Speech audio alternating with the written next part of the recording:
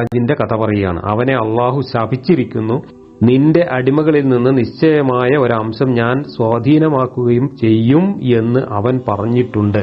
പിശാചിനെ ശപിച്ചിട്ട് മനുഷ്യന്മാരെ മുഴുവൻ വഴിപഴപ്പിക്കാൻ പിശാച് അനുവാദം ചോദിച്ചപ്പോ അതിന് അനുവാദം കൊടുത്ത് ലൈസൻസും കൊടുത്ത് കയറൂരി പിശാചിനെ അങ്ങോട്ട് പറഞ്ഞു വിട്ടിക്കുകയാണ് ആര്? പെരുംപിശാചായ അള്ളാഹു. ഈ പണി ചെയ്ത അള്ളാഹുവിന് ഈ പിശാചിനെ ശപിക്കാനും പിശാചിനെ കുറ്റം പറയാനും എന്ത് അർഹതയാണുള്ളത്? നിങ്ങൾ സാമാന്യ യുക്തി ഉണ്ടെങ്കിൽ ഒന്ന് ആലോചിച്ച് നോക്കൂ. ഈ ഖുർആനിൽ മനുഷ്യരെ വഴിപഴപ്പിക്കുന്നത് പിശാചാണ് എന്ന് പറയുന്നതിനേക്കാൾ കൂടുതൽ തവണ മനുഷ്യരെ വഴിപഴപ്പിക്കുന്നത് അള്ളാഹു ആണ് എന്ന് പറഞ്ഞിട്ടുണ്ട്. അപ്പൊ അള്ളാഹുവും പിശാചും രണ്ടല്ല.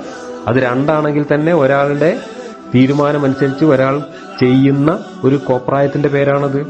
അള്ളാഹു എന്ന പടച്ചോൻ കരുതി കൂട്ടി മനുഷ്യരെ വഴിപഴപ്പിക്കാൻ വേണ്ടി പടച്ചുവിട്ട ഒരു സൃഷ്ടിയാണ് പിശാച് എന്നാണ് ഈ ഖുർആൻ സിദ്ധാന്തിക്കുന്നത്.